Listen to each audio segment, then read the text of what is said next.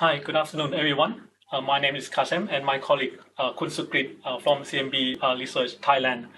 Today, we like to talk about Mega Life Science or Mega TB. We basically are more positive on Mega following very strong third quarter number. But first, let me ask Kun Sukrit, its third quarter number was about 5% above our expectation. What are the major positives? So the major positives from the third quarter numbers that we kind of miscalculated was the exponential or the strong growth from the Mega We Care segment, which saw about 26% growth year on year. This has made Mega's revenue mix much more favorable in terms of gross margin and saw a gross margin widening of about 3.8%. Year on year. This has been very impressive, and we have to admit that our gross margin assumption was previously lower than this, and so this was the main reason why the number came out as a slightly positive surprise to us. And do you expect the trend to continue since we revise up our earning forecast by 8 to 9% for next year and the year after? So if we look at the fourth quarter first, typically Mega's bottom line contribution 9 months would be about 70%, with the fourth quarter adding in another about 25 to 30%. So that's one of the first reasons we have to revise out our 2017 numbers to account for this jump in fourth quarter. Fourth quarter is usually its peak season as people usually buy vitamin supplements as gifts for their relatives, for the New Year's gift.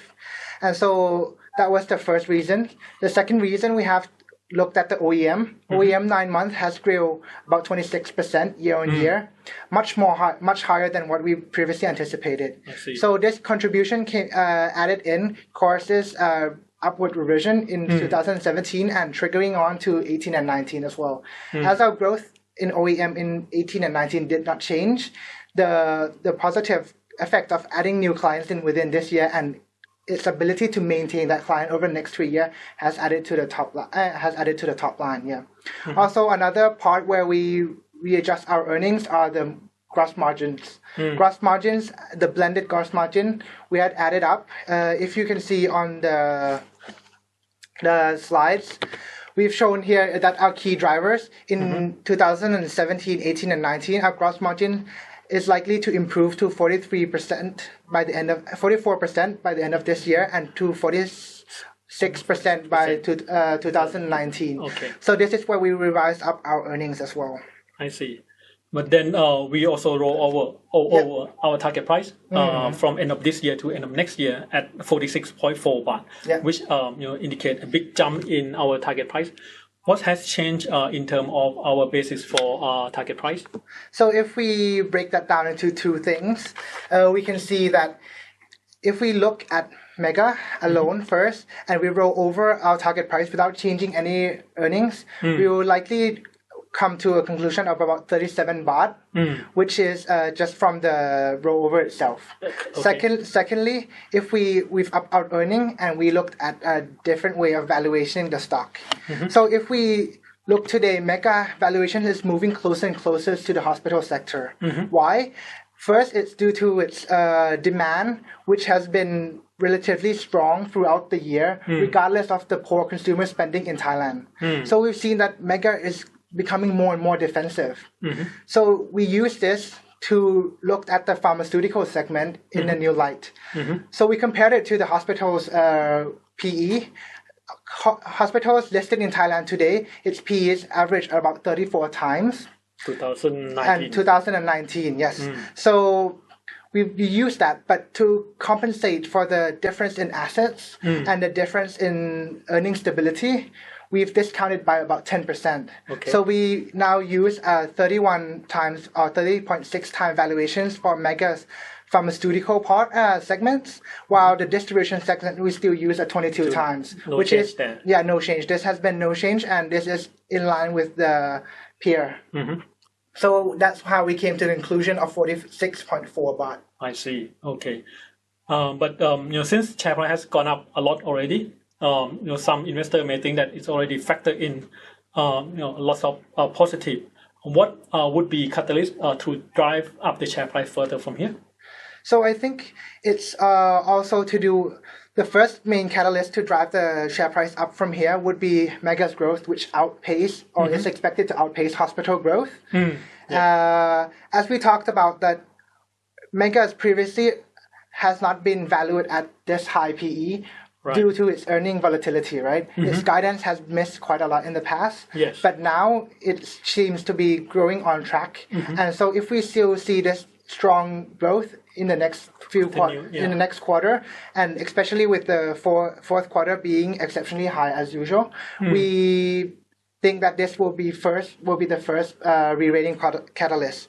The second re-rating catalyst will be that if the numbers in the fourth quarter, which is expected to be high, comes out and beats consensus again, we think that that will also be another driver here. I see.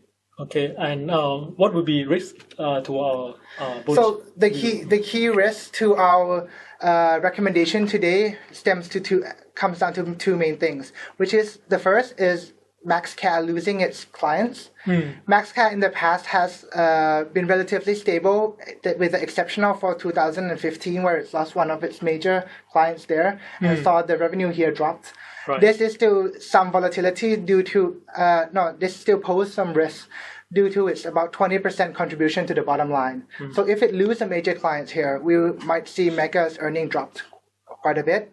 Second would probably be due to the slowdown or the unpredictability of frontier markets, which Mega has its presence in. Africa grew 35% year on year in this quarter alone. So it's quite impressive that they are able to do that. But we've seen in the past that sometimes some market does not pan out as expected. We see that Nigeria in the past, due to its currency depreciation against the US dollar, has caused Mega a problem in this region. So the unpredictability of frontier markets still also pose a risk. I see. Yeah. And for the MaxCare business, does it lost any customers this year? It lost one customers in the beginning of the year, but to date, 9 months later, it has able to accumulate small and middle-sized principal to make up for that loss. So the loss has not been that big. The decline was about 5% year on year in terms of revenue, but the margins for the new clients, due to its smaller size, is able to make up for that in a way. I see. Overall, is the business growing? The business is in MaxCare. Yeah. MaxCare in general is relatively flat and stable, incrementally growing, and we still anticipate that it will see some growth, but just mid-single digit in the next few years. Our assumption here has not really changed.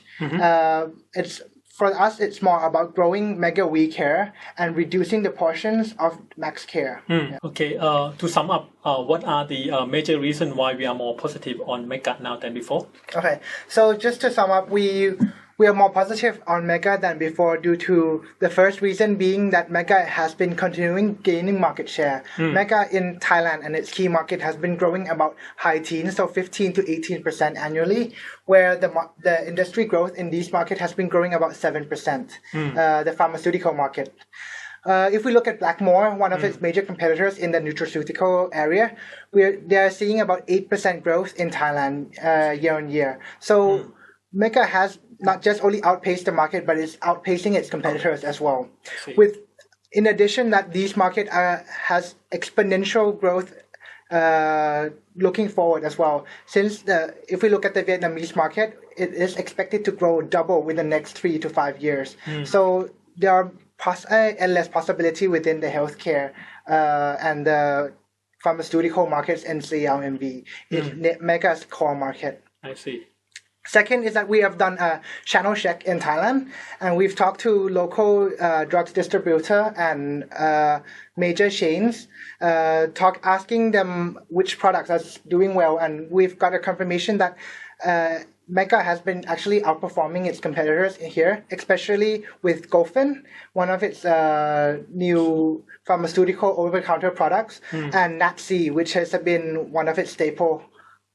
If we look to its brand, we are starting to see that after its listing, Mega brand has been gaining more and more traction over the years and becoming more and more recognized. So we still believe that this trend going forward will still be strong and will allow Mega to gain even more market share looking forward. I see. And the last thing is that once we compare Mega's growth to hospitals, Mega growth is expected to grow faster than the hospital sector. The growth in the next 1 to 2 years, or in 18 and 19, is expected to be around 14% each year, whereas hospital is expected to grow around high single digits. Yeah. So right now, Mega is trading at about 25% discount to the hospital sector's PE. So we believe that there is still room for Mega's valuation to grow up and move closer to hospitals. Okay, I think that's quite clear. I hope this will make better sort of insight into Mega shares. Thank you very much. Thank you.